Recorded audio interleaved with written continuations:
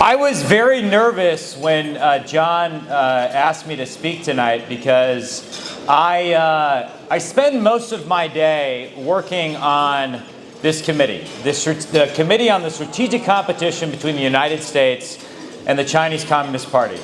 And we spend a lot of time on the committee, and John's a great member of the committee, talking about the military dimension of this competition with China, the economic dimension of this competition with China, and the technological competition component of this competition with China. And this is the primary dynamic shaping the foreign policy discussion in Washington, D.C. But it wasn't obvious to me what connection any of that would have with the subject of this gathering. That wasn't until I heard a story recently from a young man that came into contact with the committee who was a graduate student from the People's Republic of China. And he was a quiet opponent of the regime. And when I asked why he opposed the Chinese Communist Party, he answered simply, and this was very surprising to me. He said, "Because I have faith."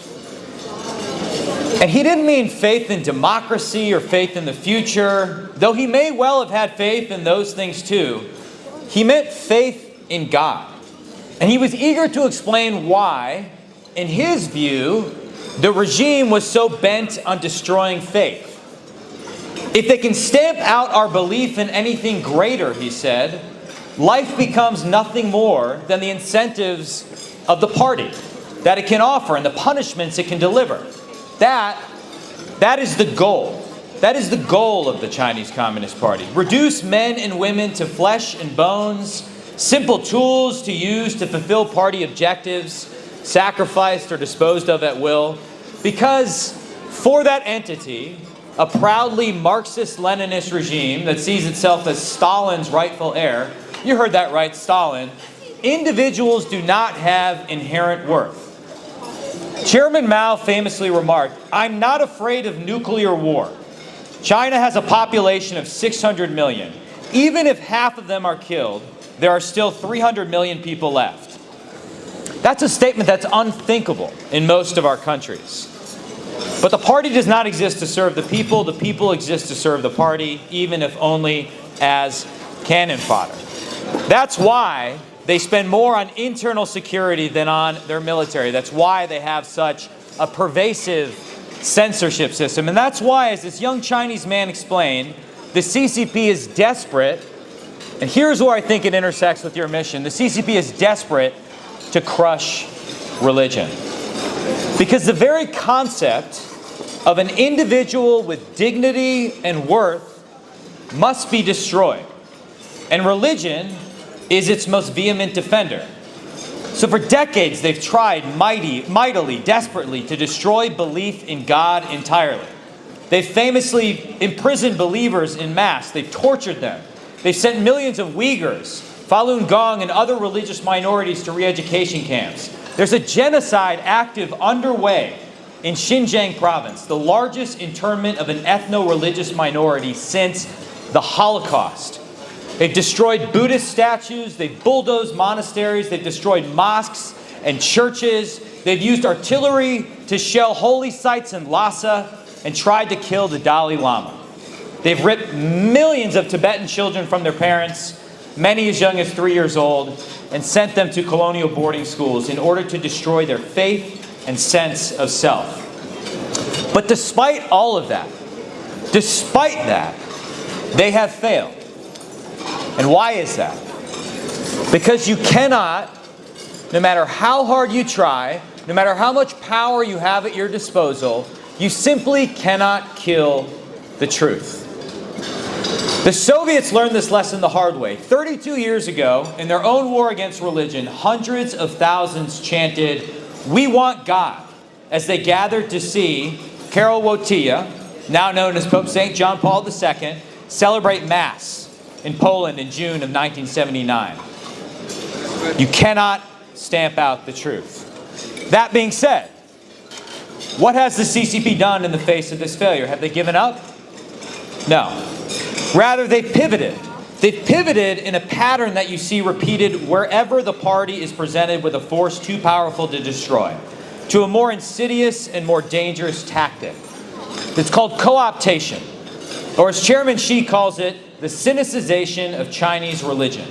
So instead of destroying religion, the CCP has decided to harness religion as a tool to control people's minds. What does Xi Jinping's quest to make the faithful serve the party rather than God look like? It looks like, in churches across Henan province, local CCP officials are placing the 10 Commandments, with Xi Jinping quotes.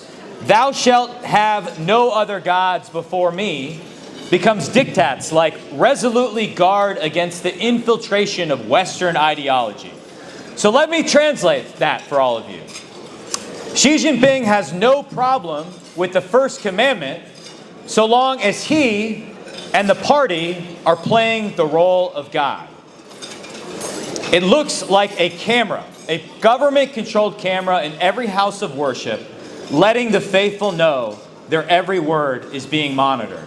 It looks like a 10-year project to rewrite the Bible, the Quran, and other sacred texts in a way that flips their very meaning. Take, for example, the Gospel of John. You know, as a Catholic, spending so much time with John Molinar, I've had to actually reacquaint myself with Scripture and even quote it from time to time, even though that's uncomfortable for me. But remember the famous part in the Gospel of John when Jesus famously defends a woman caught committing adultery against her accusers. Comes up with the most famous comeback of all time, "Let he among you who is without sin cast the first stone." And the chastened accusers slink away, and Jesus says to the woman, "Has no one condemned you? Then neither do I condemn you. Go forth and sin no more." This is a beautiful story about forgiveness and mercy. Unless, of course, you're a government official in China.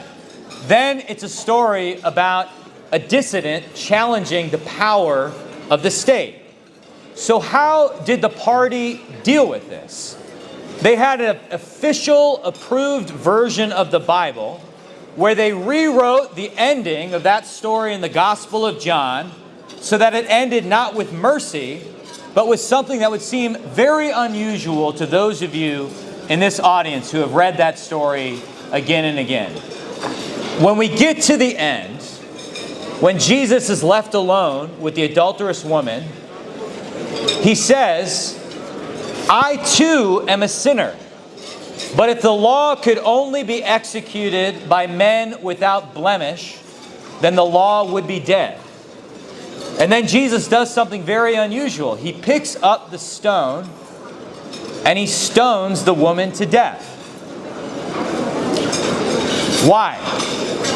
Why change that story? Because there can be no power greater than the power of the state as controlled by the party. That is the point of corrupting and sinicizing religion. And I tell you this story because I believe that it offers some crucial insights for the way forward with how we in this town not only heal our internal divisions, but seek peace on the world stage. The first is the true nature of who we're up against. We're up against an enemy that does not believe in individual dignity. We're up against an enemy that rejects the inherent worth and preciousness of each individual, that does not believe men and women are made in the image of God. For the CCP, humans are material objects to be used for whatever purposes the party deems appropriate. The problem for the party is that these things are not true, and they have never been true. Which leads us to our second insight.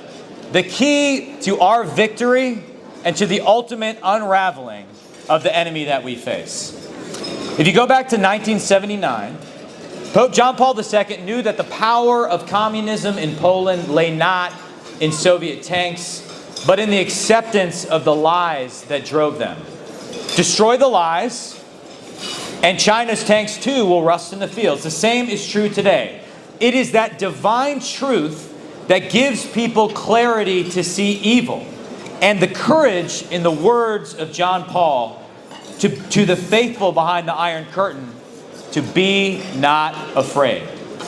As the pastor of one Chinese church stated, in this war, in Xinjiang, in Shanghai, in Beijing, in Chengdu, the rulers have chosen an enemy that can never be imprisoned, the soul of man, and they are doomed to lose. That is an assessment that we must work together to make sure comes true. After that dinner that I referenced at the beginning, the young man I spoke about, I went home and I prayed. And that night I had a thought. You know, we're taught in political science classes that the opposite of far-left communist totalitarianism is capitalist democracy.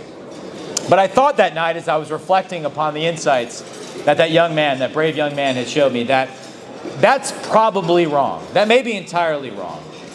Maybe the opposite of communism isn't a political economic system at all. Because communism itself is not a political economic system. It's a perverted inverse religion. It's an all-consuming ideology imposed not by free belief, but by force and indoctrination. Its churches are the labor camps, the gulags, the re-education centers. Its confession booths are torture chambers. Its priests are the censors, the propagandists, the secret police. I thought to myself that night that maybe the opposite of communism is actually faith in God. Communism seeks domination.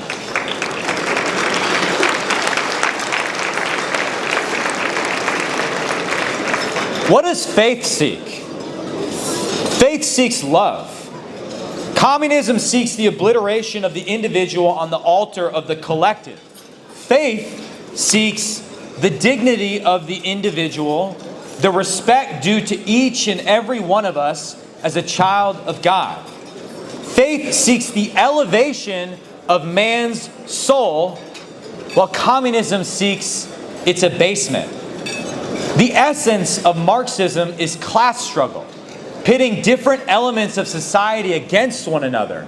Mutual suspicion, neighbor against neighbor.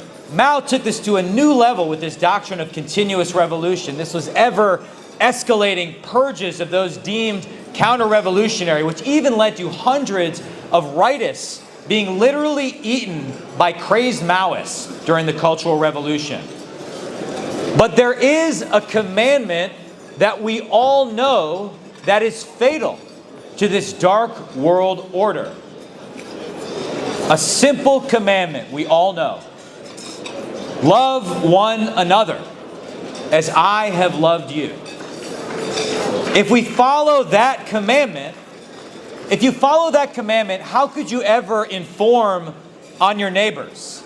How could you participate in purging your adversaries? How could you tolerate the gulags, the labor camps, the re-education centers? The famous Soviet dissident Alexander Solzhenitsyn, who was himself a long time incarcerated at one of the gulags under Stalin, perhaps put it best. While I was still a child, I recall hearing a number of old people offer the following explanation for the great disasters that had befallen Russia. Men have forgotten God. That's why all this has happened. And since then, I have spent well nigh 50 years working on the history of our revolution. And in the process, I have read hundreds of books, collected hundreds of personal testimonies, and have already contributed 8 volumes of my own toward the effort of clearing the way the rubble left by the upheaval. But if I were asked today to formulate as concisely as possible the main cause of our ruinous revolution that swallowed up some 60 million of our people, I could not have put it more accurately than to repeat, men have forgotten God.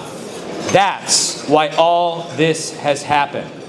The opposite of communism is not capitalism, it is not democracy, it is faith in God.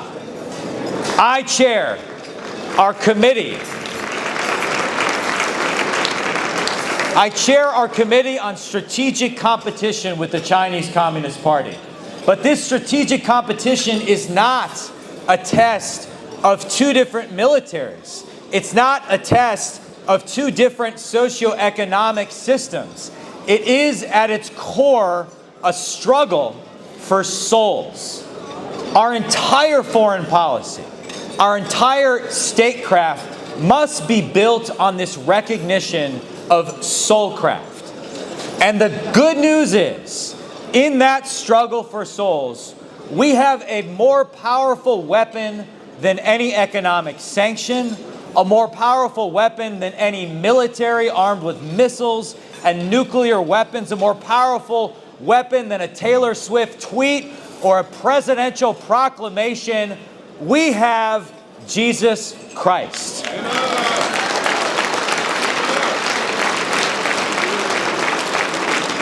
And amidst this time of growing international turmoil, amidst this time of political division, disheartening divides here in America, as long as we keep our eyes fixed on Jesus Christ, the author and perfecter of our faith, we simply cannot lose. God bless you. Thank you for letting me share some words. Appreciate it.